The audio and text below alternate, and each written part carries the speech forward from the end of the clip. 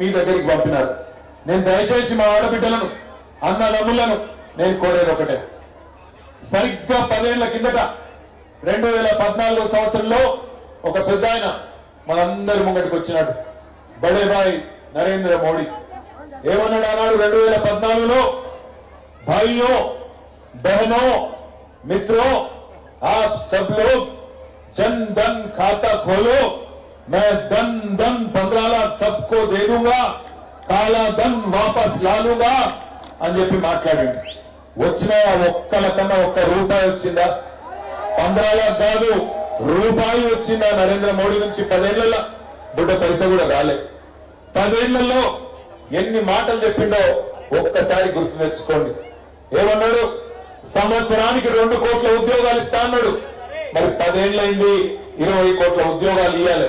వచ్చినాయా 20 కోట్ల ఉద్యోగాలు? బుల్లెట్ రైళ్లు ఉరికిస్తా భారతదేశంలో అన్నాడు, ఉరికినాయా బుల్లెట్ రైళ్లు? చెప్పిండు రైతుల ఆదాయం డబల్ చేస్తా అన్నాడు, ఇల్లు లేని ప్రతి ఒక్కరికి ఇల్లు కట్టిస్తా అన్నాడు, ప్రతి ఇంట్లో నల్లా పెడతా అన్నాడు. పెద్ద పెద్ద మాటలు చెప్పిండు. 10 ఏళ్ళైంది, ఇవాళ నరేంద్ర మోడీ గారు ప్రధానమంత్రి. 10 ఏళ్లు ప్రధానమంత్రిగా పనిచేసిన తర్వాత ఏ నాయకుడైనా ఏం చేయాలి? మళ్ళా ఓట్లకు వచ్చినాడు.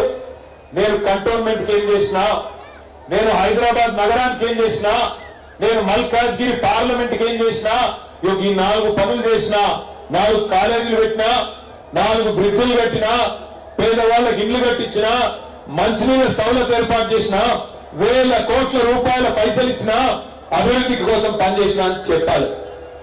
ఇవాళ ఇక్కడికి వస్తున్న ఈటెల రాజేందర్ గారు బీజేపీ అభ్యర్థి, అడగండి మీరు, ఆయన వచ్చినాడు. ఎందుకు వేయాలి ఓటు బీజేపీకి అని అడగాలి. ఈ 10 ఏళ్లలో నరేంద్ర మోడీ ప్రధానమంత్రి అయినాక రూపాయి పని చేసిండా కంటోన్మెంట్ కు అనే ఆలోచన మీరు కూడా చేయాలి.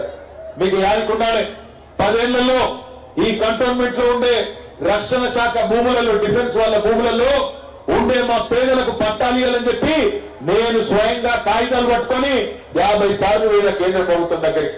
ఉలుకు లేదు, పలుకు లేదు, దున్నపోతు మీద వాన పడ్డట్టే తప్ప ఒక్కరోజు కూడా స్పందించలేదు, పేదల గురించి ఆలోచించలేదు. ఈ కంటోన్మెంట్ లో ఉండే రక్షణ శాఖ భూములు ఇవ్వండి, అటు సిద్దిపేట, సిరిసిల్ల, అదేవిధంగా కరీంనగర్ పెద్దపల్లి పోయే రోడ్డు, అదేవిధంగా ఇటు మనకు ఆదిలాబాద్ మీదుగా నాగ్పూర్ పోయే రోడ్డు, ఈ 2 రోడ్లకు కంటోన్మెంట్ భూములు ఇస్తే సిటీలో ట్రాఫిక్ లేకుండా స్కైవే కడతామని చెప్పి 10 ఏళ్ళు అడిగినాం. కనీసం ఉలుకు లేదు, పలుకు లేదు, రూపాయి సాయం చేయలేదు. ఒక్క కాలేజీ ఇయ్యలే, ఒక్క స్కూల్ ఇయ్యలే. ఇవాళ మాత్రం సిగ్గులే